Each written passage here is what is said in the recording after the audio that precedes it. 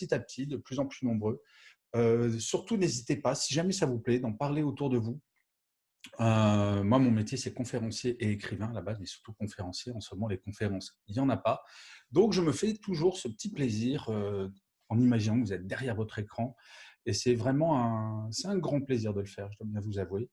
Alors, pourquoi j'ai choisi la motivation? Alors, je vais vous montrer, je ne sais pas si vous avez vu, je l'ai posté sur LinkedIn la semaine dernière. Euh, alors, hop, je vais vous montrer le résultat d'un sondage qui était la semaine dernière, qui donnait ça. Alors, vous voyez, c'est actuellement, êtes-vous plus ou moins motivé pour votre travail que d'habitude? Le résultat, sérieusement, moi, il m'a fait peur. Parce qu'en fait, il y a quasiment 73% des gens qui sont nettement moins motivés ou plutôt moins motivés. Enfin, le chiffre, il est absolument écrasant. Et c'était, je n'ai plus le chiffre en tête, mais c'était un peu plus de 1000 personnes qui ont répondu à ce sondage. Donc, en fait, il y a un vrai sujet autour de la motivation aujourd'hui. Alors, ce n'est pas nouveau parce que le niveau d'engagement en France, il y a eu des études au niveau européen, il est de moins de 10%. C'est-à-dire que vous avez moins de 10% des gens qui travaillent qui se disent totalement engagés dans leur travail. Donc, on va dire que ce n'est pas beaucoup, beaucoup, beaucoup. Et d'ailleurs, on va commencer par un premier sondage que vous le savez peut-être, mais dans ces webinaires, je vous pose des questions.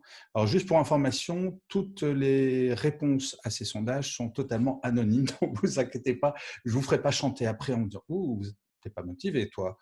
Je vais le dire à ton patron. Alors, voilà le premier sondage, j'ouvre le vote et je laisse ouvert une quinzaine de secondes. Donc, allez-y. Est-ce que aujourd'hui, quel est votre niveau de motivation?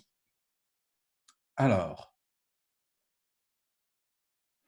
voilà, je laisse encore non pas 2-3 minutes, n'importe quoi, moi, il faut que j'arrête.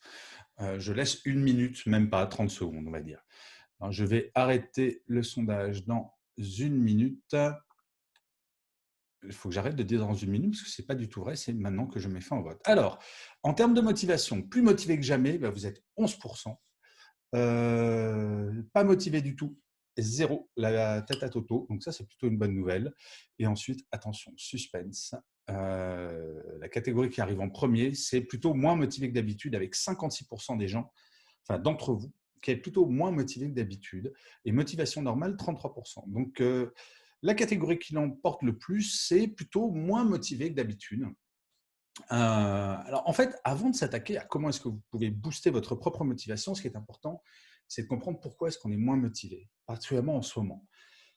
Justement, c'est en ce moment, on vit une période quand même qui est particulièrement difficile et hyper, hyper anxiogène entre les plans sociaux qui s'annoncent, la maladie, le confinement qui a quand même duré un bon moment. Je ne sais pas si vous avez été en télétravail, si vous êtes encore en télétravail, on en parlera plus tard, mais c'est vrai qu'aujourd'hui, on est dans une période anxiogène et c'est compliqué de se motiver quand on est dans une période où, en apparence en tout cas, tout va mal. Le deuxième point, c'est qu'on a toutes et tous plus ou moins changé totalement nos habitudes de travail. C'est vraiment plus du tout comme avant le 17 mars.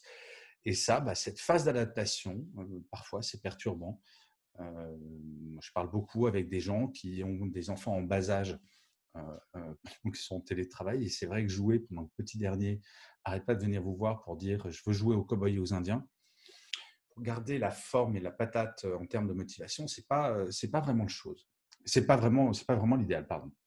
Donc la première chose à savoir, c'est comment est-ce que vous travaillez. Alors, votre mode de travail, ça c'est un petit sondage parce qu'ensuite je vais adapter en fonction de ce que vous répondez.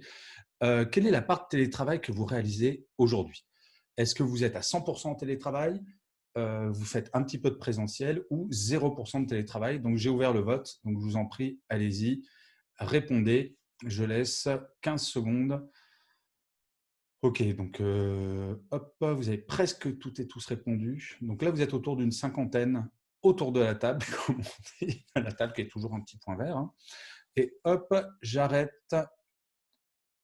Donc, la part de télétravail, donc vous êtes 78% à être à 100% en télétravail, faire un peu de présentiel, 22% et 0% qui fait 0% de télétravail. C'est pas facile de changer ses habitudes, puisque si vous êtes en télétravail à 100%, c'est clairement, enfin, mis à part quelques exceptions, quelques rares exceptions, les personnes qui sont à 100% en télétravail, rapport au 17 mars, c'est un changement radical. Alors, la première chose à garder en tête, c'est qu'il faut que vous soyez tolérant avec vous-même. C'est pas simple de s'automotiver. Sérieusement, c'est d'habitude. On se réveille. Alors, il y a des matins, c'est plus ou moins facile de se réveiller. On se lève et puis on va au boulot. Et puis, on est content de voir nos collègues. On va à la machine à café. Si on n'a pas trop la forme, bon, on peut parler avec un collègue. Là, on est obligé de se motiver tout seul. Et pour beaucoup d'entre vous, vous découvrez ça.